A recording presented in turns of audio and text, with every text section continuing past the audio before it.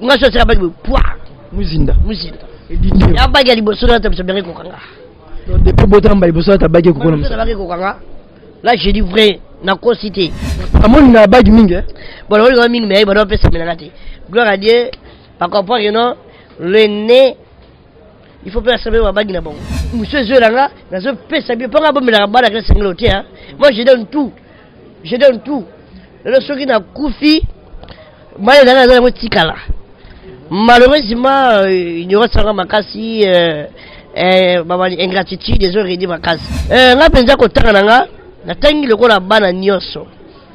Mais maternelle la salle yango ti. Et tout nos conscience na 5e. Bon, ya sentiment ya le ngi wati. Na le ngi ya basi. Au bon jour bani ko na basi et basi ba komi hein. Donc au kika c'était pour la chérie parce que ko ambuyo momke. Bambouya momke bambouya totalement. Moi ça me totalement. Et voilà. Donc on a un commis assistant et puis j'ai assis, je vous assure, na examen d'état, la génie pratique, na zabuto oh na idaki ba masanganya so na idaki ba ko lebele. Ma mère s'appelle Adia Badi Nadi. Aboti ngai avalage. Aboti nga na zoktanga. Elle dit que non, ma vie, non. Elle est déjà grande. Et puis, elle a vie bien. Je vais relever l'angle. Tout le monde a rabattu tout le monde. Ma vie a passé. À combien de monde on relever l'angle. Voilà. Ma mère s'appelle Nadine Adia Badi. À Botina, à 16 ans. Hey, you may talk more. I'm going to give you my heart. You may understand who I am. Or get what I'm doing. Yeah, right. Thank you. Merci.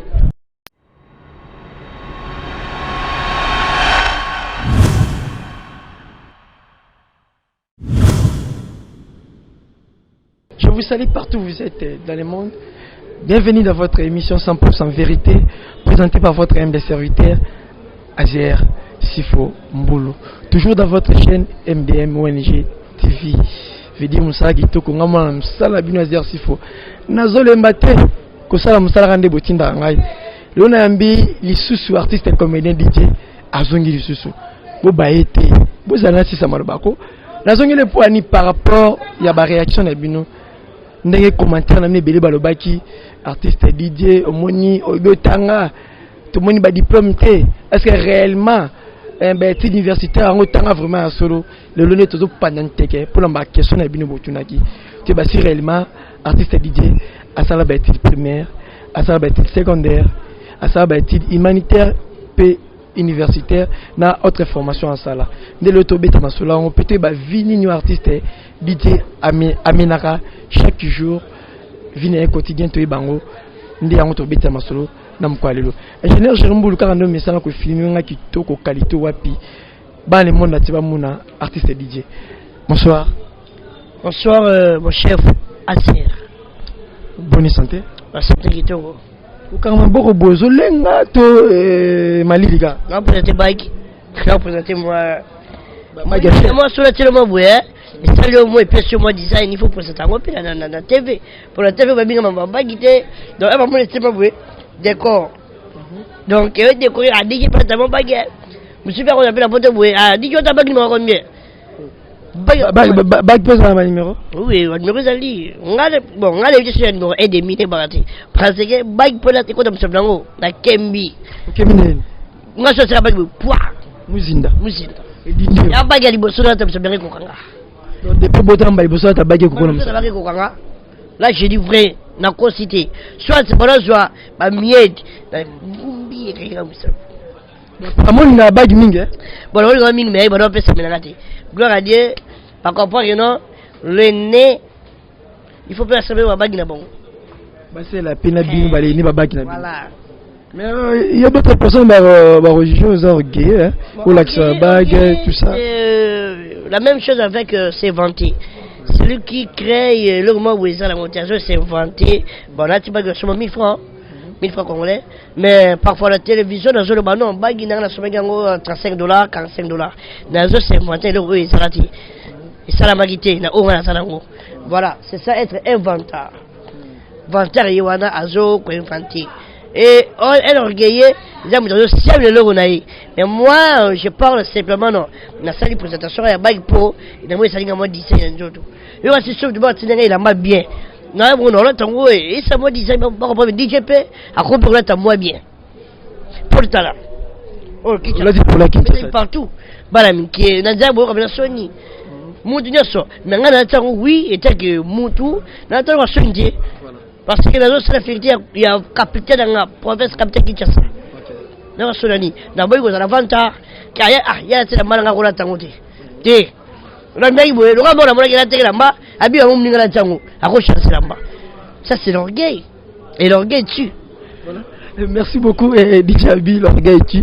Mais DJ apparemment pour le bar trop hein. Les bandes de manigo taquer sur le bar trop boy. Non, musala nga mo ngam musala nga ko lo batu. Ba série tant le bateau ça dans anglais dans la centre nga malgré il y a si c'est là je crois 2000 il y a 17 ou 8 ans ça soit anglais. Na le baron peut sauter. Mais gloire a dit tant nga ko mingi, il y avait ça na mutu. Quand j'enseignais na bala micro banga sur la petite explication. Na ko ça les solanga. Et pas que les sols pour ko texte ça par rapport à pour la sur dans le bas. Monsieur Zolanga, je peux savoir pas bon la balle avec le hein. Moi je donne tout. Je donne tout. Le soir qui n'a koufi, moi dans la motikala. Malheureusement, il y aura ça makasi baba ingratitude des autres dit makasi. Mais là sur le temps ça le mingi. Dans cette préparation de il y a 4 points, par contre il y a 2 points avec beaucoup d'explications au dedans et puis 2 petits gali. La seule fois 2 heures du temps, 45 minutes comme ça, et s'il pété. Le gars, vous le balançez. Voilà. Merci DJ. Toko, tu as vraiment vu des sujets à Bissou Moukalelo. Et puis, tu as remarqué que le bar trop. Comme on a un moteur, la DJ, à ce le bar trop, et puis le bar. Moi, ça va question, Batuni. Dans les commentaires, DJ sur le bar qui Toko, monsieur Balobi, DJ, Osamayele. Les commentaires étaient tellement trop. Mais là, quand tu vois, il y avait quelques-uns. Babi, ceux qui n'ont pas un DJ, est-ce que réellement ma bague est vrai? DJ, est-ce que autant vraiment normalement des mots nous s'attendent? Tout d'abord, merci vraiment. Je tiens d'abord à remercier tout fan. Oh, on a mon commentaire. Donc, on a remercié Bino sur vraiment, bon, ça a toujours branché. Donc, Nasa et Bino.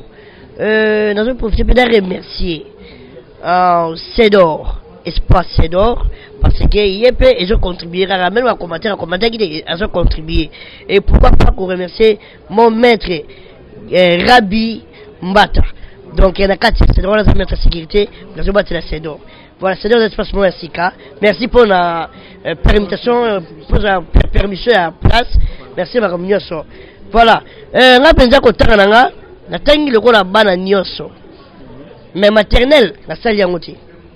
Bon, à ce temps-là, maman n'a botinga avant, si Dieu permet, parfois, la maman n'a. Ce qui va vous permettre photo, je peux vous faire voir. DJ, comment place wana?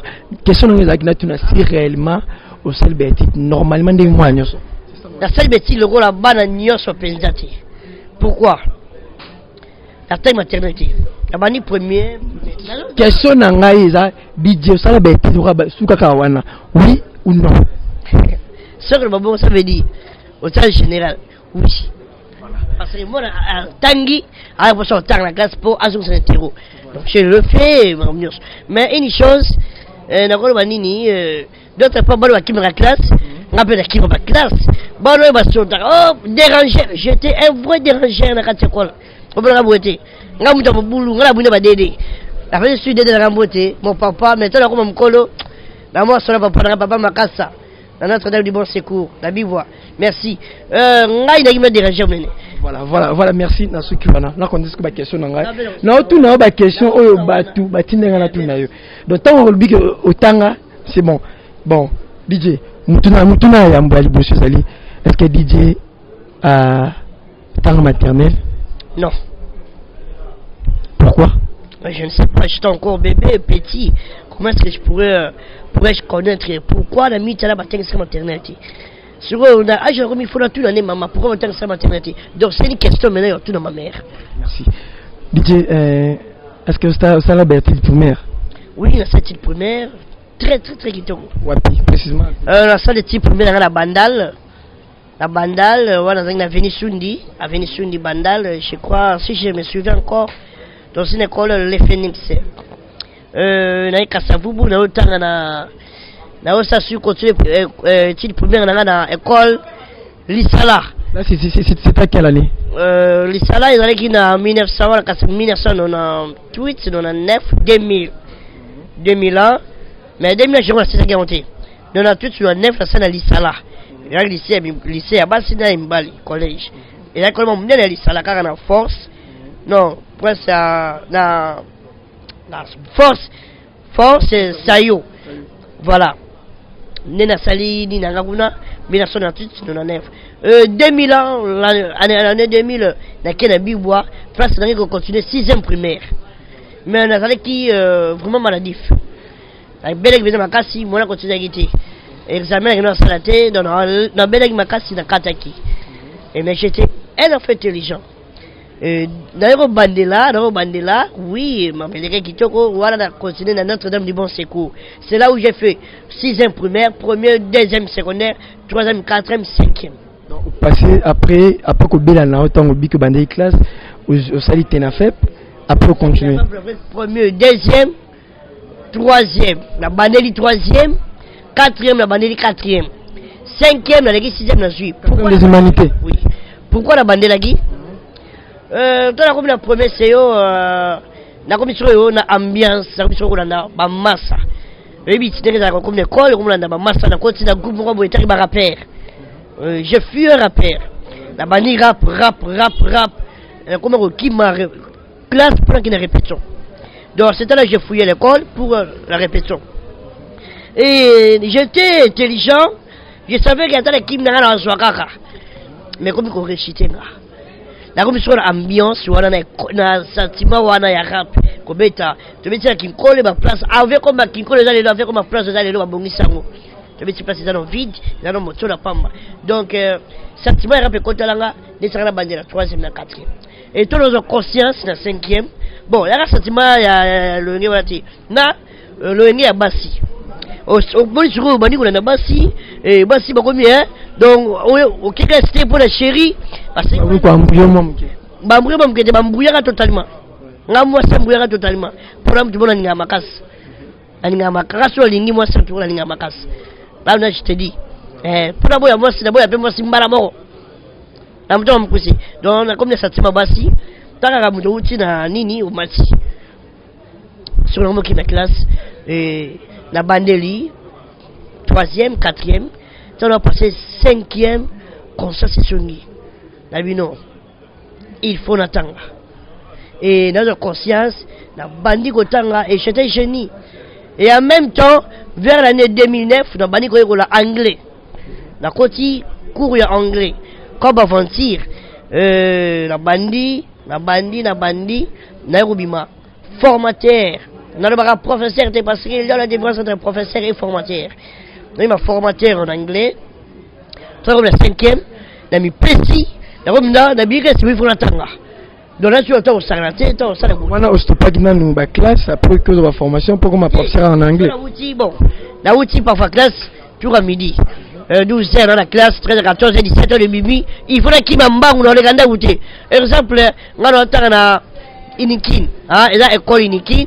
Ndago za kopanga ba centre za na Kapela na so wuti na ndago ti no le ga kopanga ba la ti Kapela na tainga po 20 ans sinda donc na ba so kolinga sizu kotanga nanga ne na tanga classe na leki centre na zongi ndago et na comme ko so tanga na butu parfois pour la tanga bien na te cantine na te mai na te makolo na sokole le na te makolo mai ala mando tanga 6e des humanités place commercial administratif 6e des humanités d'accord comment je crois assistant à la dactylographie parce que j'étais la seule personne à travailler dactylomakasi parce que j'aimais l'informatique et vraiment travailler dactylographie makasi mais c'est là un peu dans le bas il y a une couche na yo machine moi les a moi likolo ato fa na base à likolo bana ko sa ndenge ni po est-ce base à likolo to base à si non base à la si mais ko beta machine dans le bic dactylographie des PC à beauté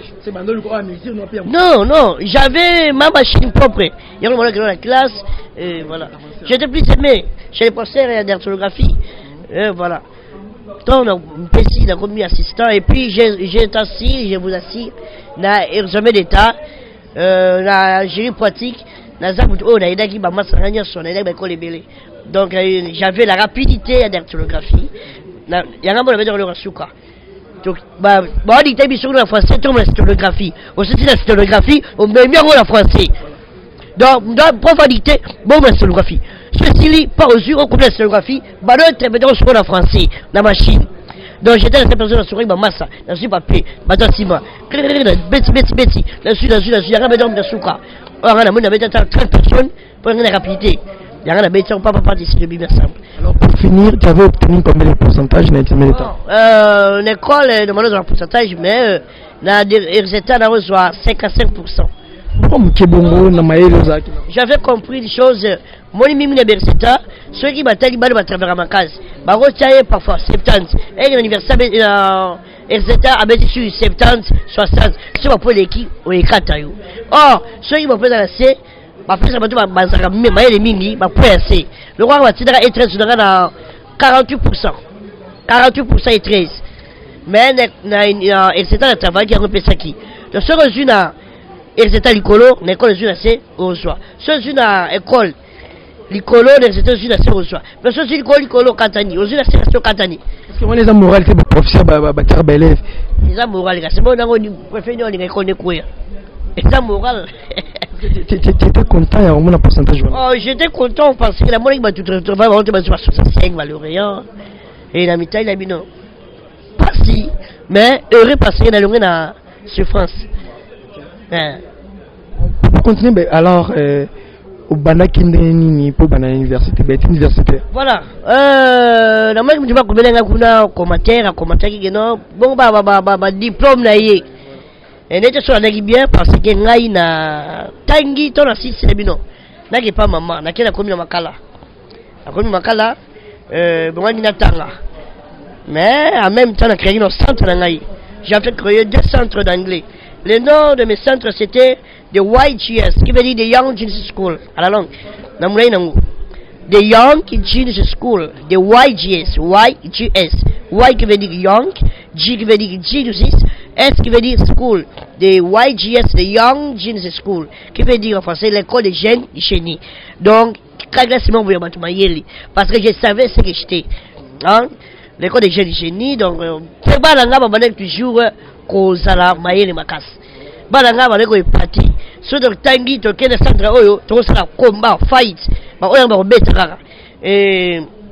Jeune enfant, il s'appelle de Bope Wise, Jean-Si Bope. Na sino maka comme Wise.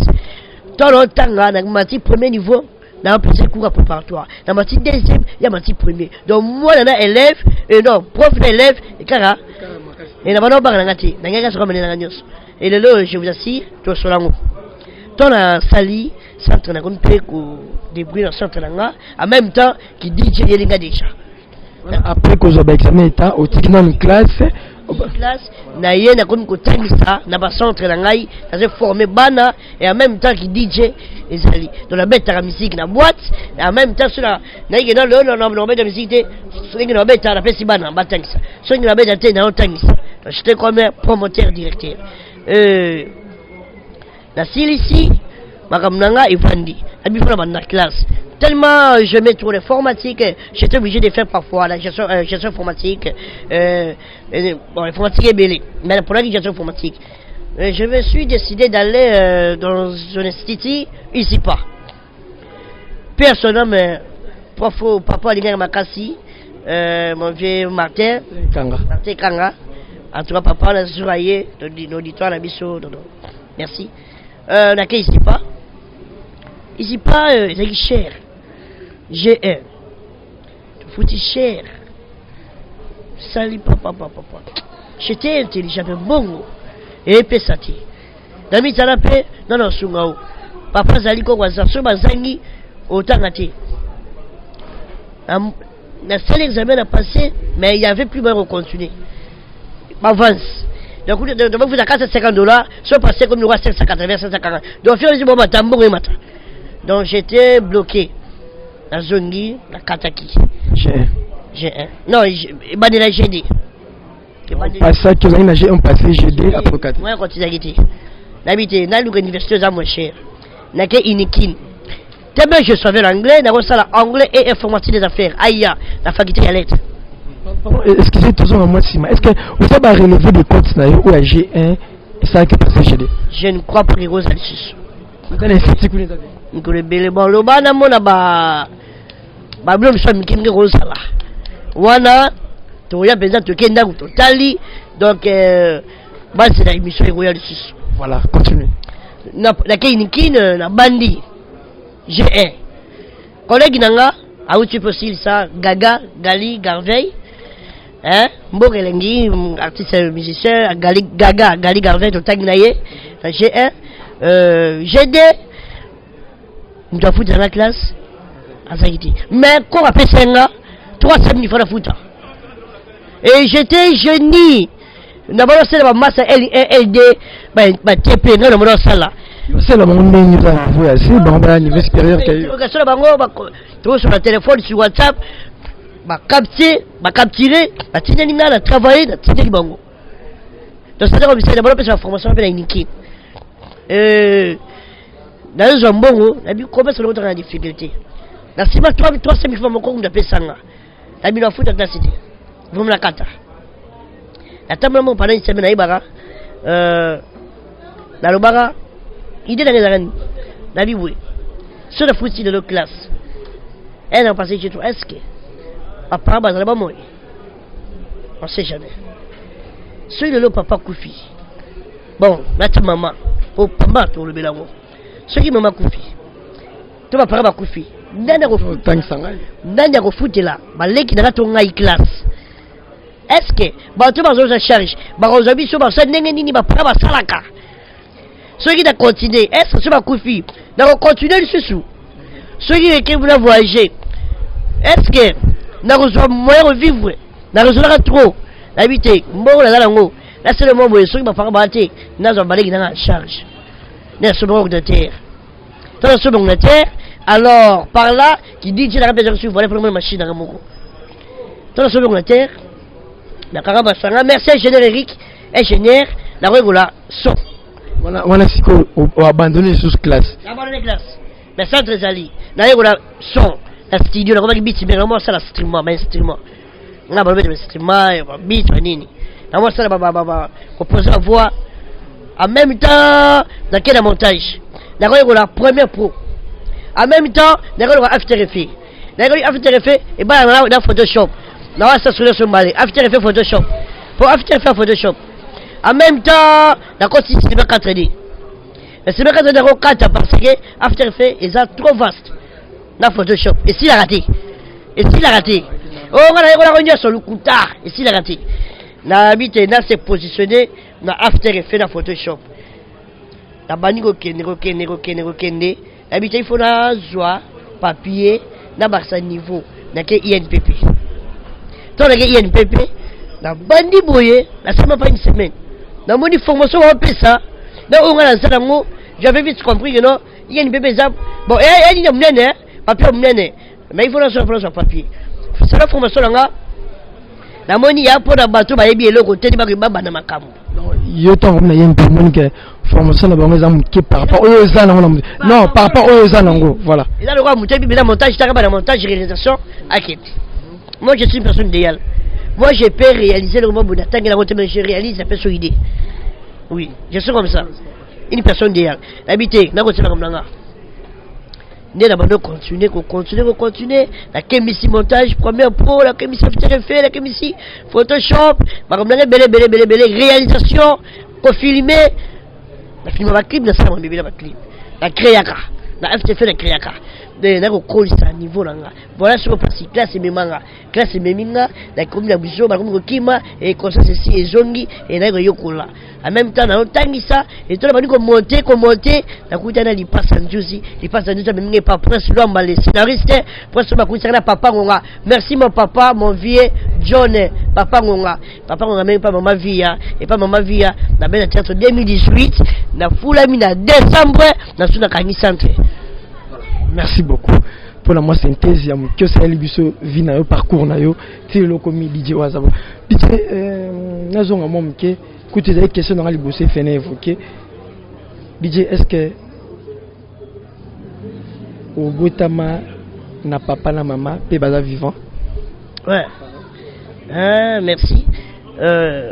Une chose pour moi, na baraza kulela liboso na lela na vie na nga. Na botama na maman na botama na papa. Mais du fait que mon qui les a makambo, mon qui a makambo rebelle. Parce que tout dans le monde parfois tout canate. Et monsieur pe yolo bolantelo ni magite. Ma mère s'appelle Nadine. On a développé trois soirs à l'école. Non, développé, écoute, on a une identité, puis ça va être parents, papa, maman. Ma mère s'appelle Adia Badi Nadi. Aboti Ngai Avalage. Aboti Nga, Mazok Tanga. Elle était que non, on va bien me bélango, non. Elle est déjà grande, et puis elle a vie bien, je vais le bélango. Tout le monde a rabattu, je suis pas mal, elle a passé, à combien de bon le bélango. Voilà. Ma mère s'appelle Nadine Adia Badi.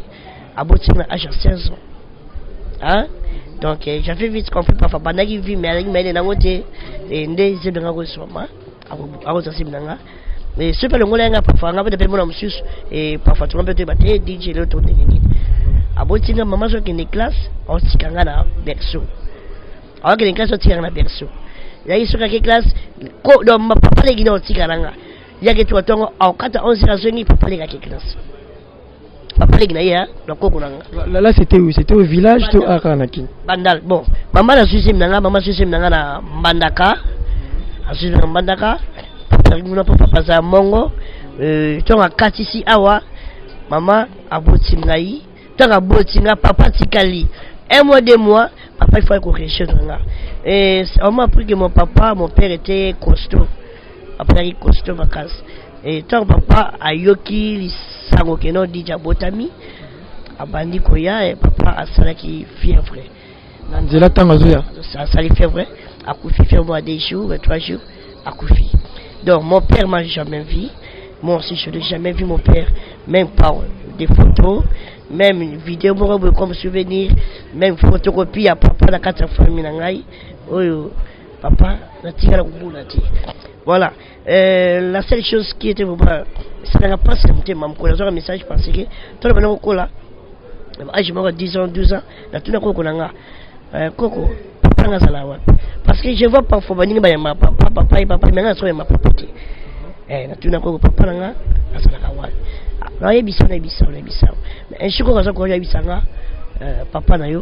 Akufa tala boye botamaki obisaki 2 mois papa bana pas mon ayo et agi très heureux ya oyoka que non moi c'est boti mais akufi et par là je suis fils unique nazalaka fils unique chez donc là la famille papa la fils unique et papa la fils unique et pas maman la moi liboso et puis na balek oyo babotina papa basana. Est-ce que comment na papa té famille à papa bandeko papa ça chance à mon abonné. Bon comme on a vraiment famille à papa na sa chance wana mais famille à papa ça mingi mbandaka oh zalaki awa mtu bana so ngape mingi bana ngape makasi akufa.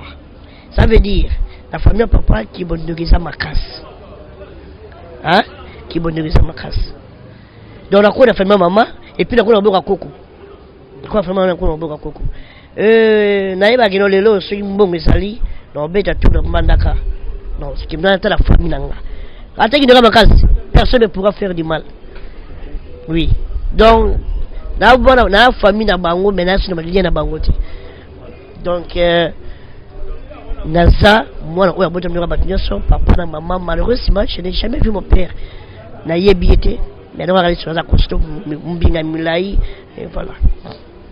Alors bande comme susu oyo maman aussi comme na bango après départ à papa il y a papa wa beaucoup lieu disons dans le babon baza combien 4 baza 4 fallait que nangano baza 4 donc je suis le de la famille. Le deuxième c'est Jonathan Moudia Badi, la troisième c'est Rosette Vouvou, la quatrième Mero de Moupépé et notre cadette qui est Tracy Fissara. DJ, eza question mo baba ina posio. Na olinga to solo, na linga oloba, oloba na ngate oloba na bandeko bana fisa mo kwalelo. DJ Bazan pour ça va vrai âge non DJ Azan âge ni.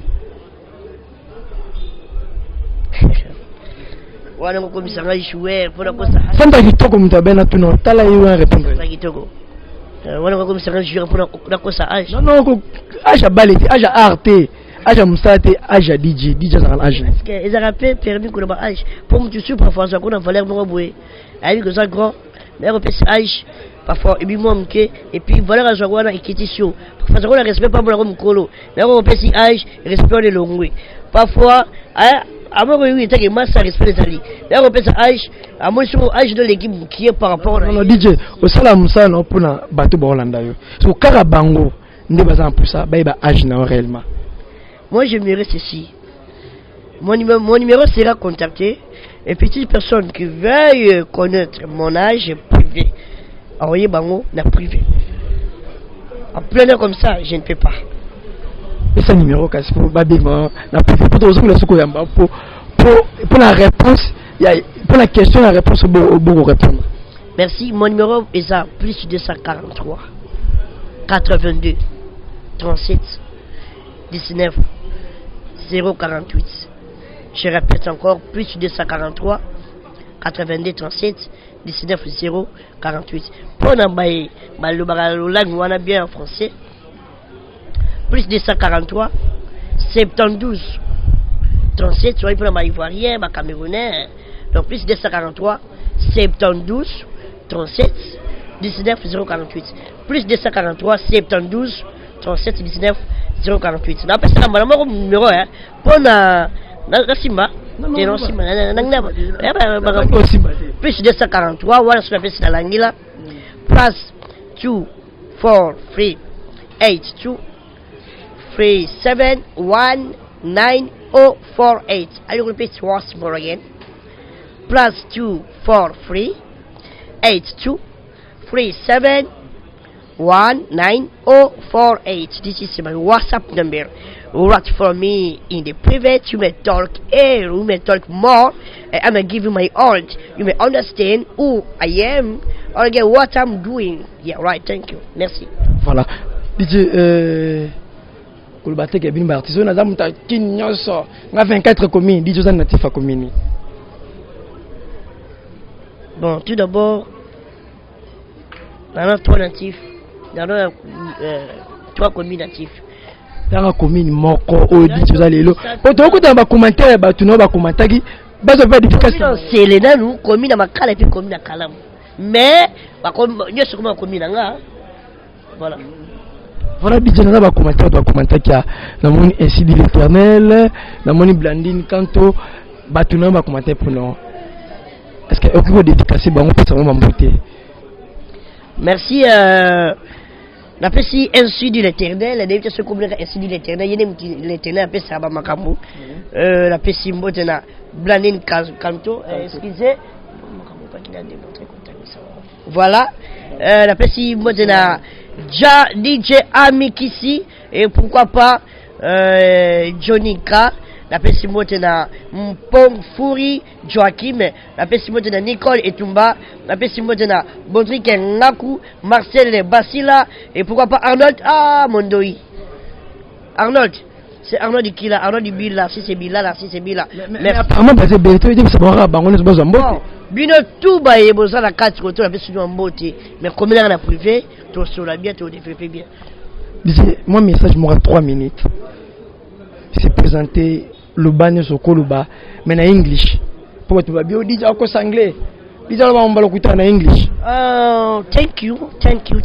Et j'avais suivi une autre personne qui avait dit là dedans anglais on se le bango ndenge nini kilari musabi on va ngembangu. Bon là il faut s'exprimer tellement lentement pour que vous puissiez comprendre. At the face I thank my God what he from doing to me, at the face, qui veut dire premièrement, I thank my God with this life that is giving me and with the protection that is still protecting me. On to the second, I'm gonna just really tell all of you there so that you may understand who I am really. If I say perhaps to ask you money or again to ask you other things there, no way. Cause perhaps tomorrow you gonna say or again you gotta say that DJ is how can I say, someone who is asking every time. No, I can't ask. Huh? This is to you, to mind, to I. We are seeing everyone are be helped. They are be helped. Others are helping them because they are working well. They are making the fair there well. They are please. They are doing some things good well. But if I say to ask bad, well, it is bad for me. Better to subscribe in my channel so that you may help me. To help me is to subscribe in my channel DJ TV HD. DJ TV HD. This is my channel, your channel, our channel. If you try to subscribe directly, I'm gonna be more happy to see your subscription. Well, I love you there. Try to be connected every time, every day, to call me every time with my number, my WhatsApp number. I'm gonna answer for you everything they hear. Voilà, c'était bon DJ Betsange. DJ, tu vois, parce qu'à la fin, on a dit mot de la fin, là, yo. Salutation à bateau, Rolando, na Mkwalelo. O tangi bangote na mabango bois qui pour bateau baza na kati ya chaîne ou à commenter. D'autres personnes au vivre là-bas chaque jour. Merci, tout d'abord on apprécie mon boss. Bon, ami on le visite. Merci un boss. Général Philo de Beaumain musique. Merci pour la bien. Merci mon boss Général Philo. Apprécie Motena. Tout ami de Beaumain musique. Apprécie Motena bangonyo so donc pourquoi pas toi Patrick Beckham.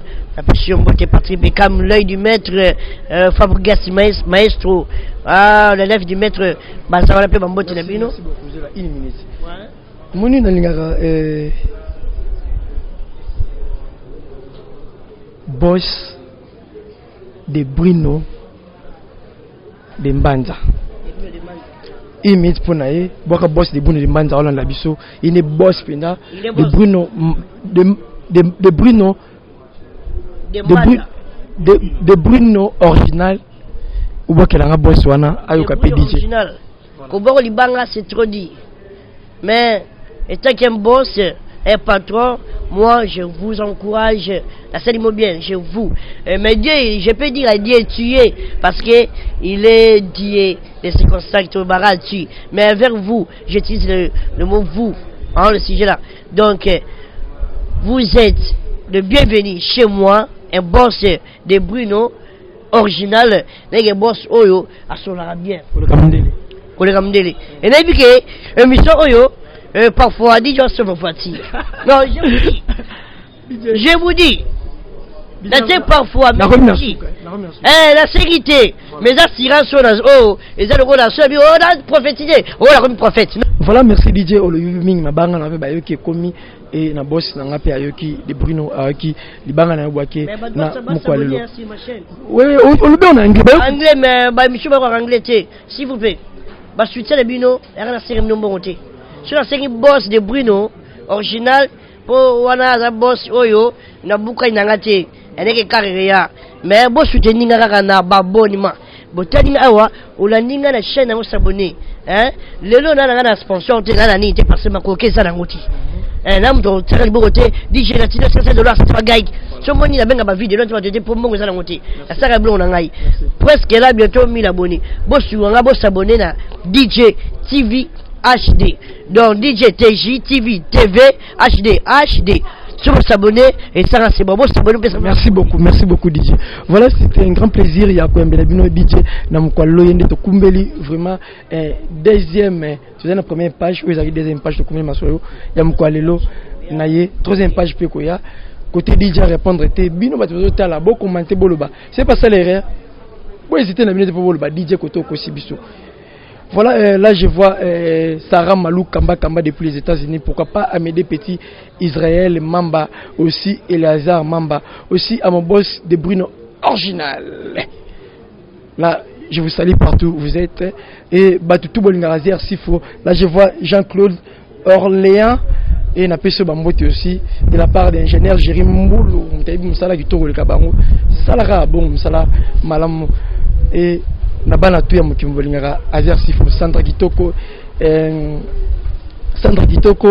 pourquoi pas à Trésor Maluma Venangai moko ya propre depuis France na peso bambota trop n'espace kitoko ya bibiso Cédor na veni Bangamelo numéro 36 vraiment espace moko idéal kitoko danger boya bana poto c'est boye moi toura Aurelia Oromela pe okosipela na sanité agence Mombaji MMI Pro na peso bambota trop ba tout bo assistant à gérer na musala boleke belé vous avez 20 35 na 15 bakisami na les libines trop na peso bambota trop quant à moi Azer Sifo je vous dis au revoir à la prochaine.